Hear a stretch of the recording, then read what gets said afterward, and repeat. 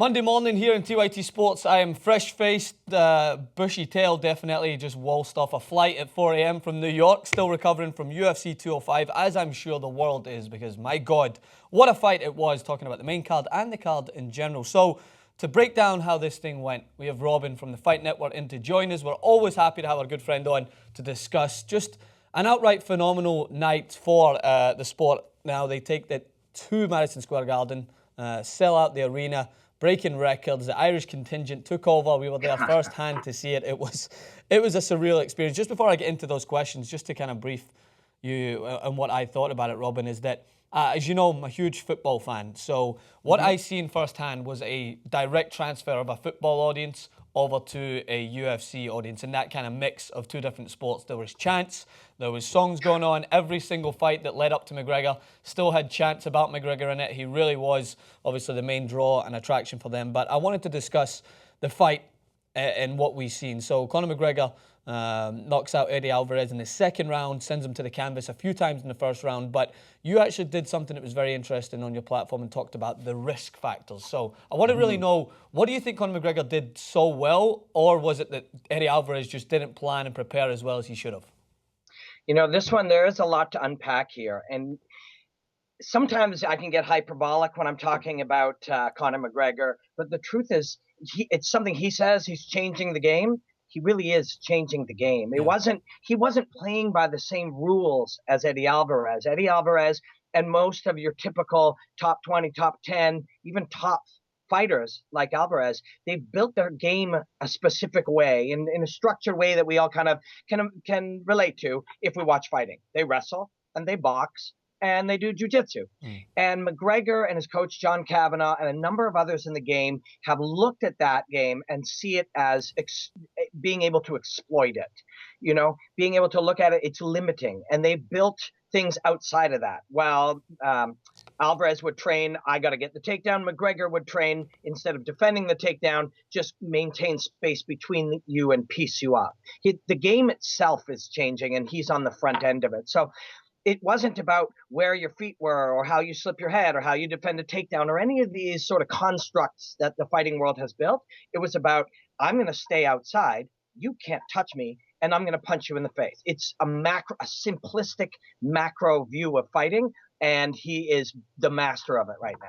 Yeah, I mean, myself and Jason, we were obviously there firsthand, and we talked directly after. I managed to maneuver myself into a really good vantage point, just a few seats back from Hugh Jackman, so I had a perfect view to watch what was going on. And I was thinking to myself, those are some punches that most world-class boxers would struggle to kind of prepare for. Like, Conor McGregor has mastered that, obviously, the combinations of his right and his left, and they could really take down mostly anyone that he's faced up against if they're not prepared for it. So I wanted to ask this next question about Eddie Alvarez. He came out in a post-fight press conference and talked about how he admitted that McGregor did somewhat get in his head, and his game plan changed because he was maybe caught up in the riff-raff back and forth and the mental side that goes along with Conor McGregor. Did you see that as an aspect in this fight? Did you think he approached this a very similar way to that of Jose Aldo, where he kind of put his immediate game plan to the side and just tried to trade blows with someone? Yeah, the problem with McGregor is the denial. Yeah. And that is some fans, and it is some of the fighters themselves. Eddie coming in is like, this isn't real. It's Santa Claus. Yeah. It's not real. And if you deny it, and then you find yourself in that moment and it is real, you just have that eureka, holy shit moment. And then what? And he has continued to do that. People have continued to deny that it is what it is. What it is one of the most special martial artists of our generation, somebody who is innovating and changing the game itself, changing the rules. In sports, we often tend to humans act like praying mantises or cobras, in which we make each other do something and have this unwritten agreement that the sport itself is played in a certain way. And McGregor has broken many of those rules. So you go in there thinking it's going to be like every sparring session or every fight you've had, and suddenly he is something very different.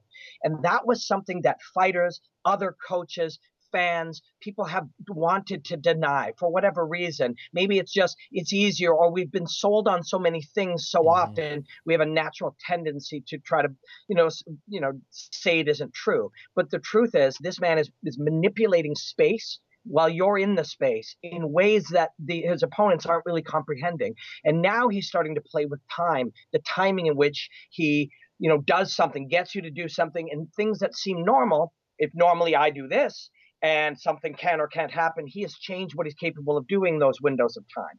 So Yeah. when somebody's playing literally with time and space and you're still trying to figure out which combination to throw, you're very far behind him. He's like a new technology. And Yeah. every time a technology changes, we all tend to deny it. Yeah. If you go back and read what the newspapers wrote when TV came out, they're like, oh, it'll never replace the radio. It's a fad. And then the internet comes along and people are like, oh, it's a fad. It's not going to change the world. Technologies come, we deny them, and denying them doesn't help. The change happens. And McGregor is a change in combat technology. And I know it sounds like I'm overstating it, but I study this for a living, and I'm seeing that he is breaking all of the rules, the fake limiting rules that we've all kind of agreed upon and how we're going to fight. And he and his coaches, and he's not the only one doing it, by the way. Other people are looking and saying this building every fighter very similar creates, we can attack that model. And they're attacking it. McGregor's on the front end of that. Yeah, I'm really glad you brought up that point, Robin, because obviously I've vocalized that I'm a fan of Conor McGregor, and I wouldn't be so silly to be on a platform where we have quite a large MMA fan base to continue to really praise this man. If I didn't think that he was of some sort of quality, I would just be setting myself up for failure and just to be ripped apart every time.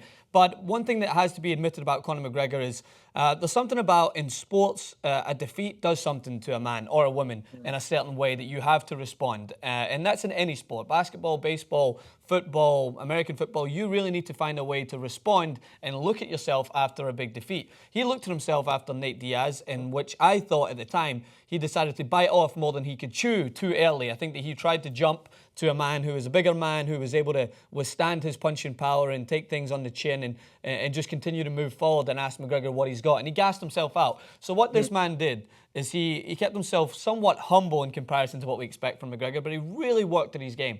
And he really started to analyse himself. And that's where you really need to set yourself apart from average fighters to world-class fighters who look at themselves every single day and dedicate themselves to changing those aspects that are considered a weakness in the sport. And I think Conor McGregor has done a phenomenal job. Eddie Alvarez, as much as this is the thing, people are out there saying that, more so I would think the kind of bandwagonish fans that have been like, he's fighting someone too easy.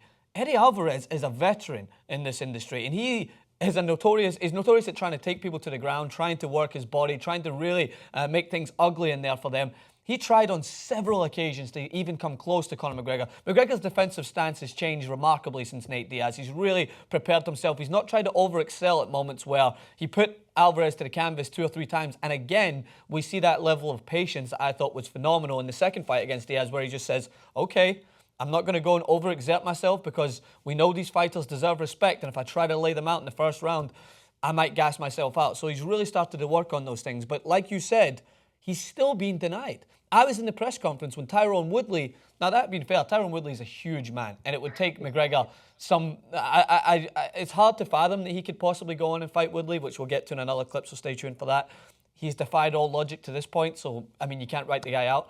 But the same thing is, Woodley wasn't talking about the differences much in size. He was again denying Conor McGregor, saying that he's created this myth that everyone thinks he's untouchable. And my response to that would be I don't know what else he could do to try and defy this myth. Do you want GSP to come back to fight him? Do you want him to fight all these masters of the sport that everyone gives so much respect? Like, Conor McGregor hasn't dodged anyone. He's fought everyone that's been in front of him. He has had to adapt just as his card has had to adapt. People think that because a Chad Mendes steps in for Jose Aldo, that it's fine for Conor McGregor. He's training for a specific moment in that fight. He's training for something that he can take advantage of. He has to adjust his game, but he's never really complained about it. But he still gets denied, and that's really something that I'm struggling to understand. I think it's cultural. I think it's in our culture and as North Americans, and I know in Great Britain this has always been the case as well, and much of the world. We look at something great, and our options are that we can admire it and study it and learn from it. And that's the way that it can be a benefit to your life as a fan and an audience member and growing as a human. Or we can deny it, denounce it, and make fun of it and say that it's fake. When you look at Conor McGregor, or you look at a great athlete, or you look at a brilliant artist or something, they once weren't those things. They were human beings who studied and worked hard, and they were self-aware and they were driven. And if you look at that, and say it was their self-awareness, their drive, their desire to get better made them better, and I could do that too. I, the person viewing it, has to accept that whatever life I'm living is due to my own choices. Mm-hmm. And people don't like to do that often. They'd rather say, "Oh, he got a push. Oh, he got lucky. Oh, if I knew the right person, I'd work at TYT Sports too." Yeah. It isn't your heart. People tend to do that. It's unfortunate. We shouldn't judge those people or mock them, but we should encourage them to look at something and see it as a possibility. And people who see possibilities love fighters like this. They love athletes that win. They love superstars. They love people that accomplish great things because it reminds us all that we're capable of more. Yeah. People who don't want to be reminded of that deny it. The truth is that it may go on forever. This week, immediately after that fight, so many fighters, martial artists, fans, everybody, they marveled at it. You witnessed genius. You witnessed brilliance. You witnessed art and beauty in that fight. And that only lasts sometimes for a week or two. And pretty soon people will say McGregor's overhyped and he hasn't fought a wrestler, and they'll deny it. People do that, and you can't worry about it. You have to study what you can gain from an athlete like this and from a performance like this. And fan means fanatic. Fan is derived from fanatic. And it's okay to be fanatical to love it, but it's also your right to fanatically hate it if you choose to. And that engagement, I mean, the guy's special quality is his mind-blowing martial arts skills and his ability to get better and better. Mm-hmm. He's optimized his system, so he's getting better at getting better. And that's a scary, scary thing. But he also has the ability to capture people's imagination. And it's that rare combination that makes you a big, powerful superstar. And when you have that ability, you can make people hate you on a level that is unparalleled. And he is doing that as well. I, as a lover of the martial arts, admire him changing the game. And I'm obsessed with watching the living, breathing organism that is martial arts changing in real time, because this change will affect every other fighter. You can't look at that and say, well, that's only Conor, he can do that. As an athlete or a coach, you have to look at that and say, how do I do that? How do I control range like that? Not only because I might win, but I'll fight someone like that pretty soon, because everybody's working on this ability to play with time and range and so forth like that. So you have to understand it, or you will become obsolete. Well, I could not agree more. Great in-depth analysis from Robin there, but do not go anywhere, because there was several other fights on this card that we want to discuss next up, and why this was the biggest card in UFC history and what went into making it that. But leave your comments in the section below. Are you accepting that Conor McGregor is the real deal? Are you continuing to deny? Let us know. Make sure to check out all Robin's work as well at the Fight Network, and I'll see you guys soon.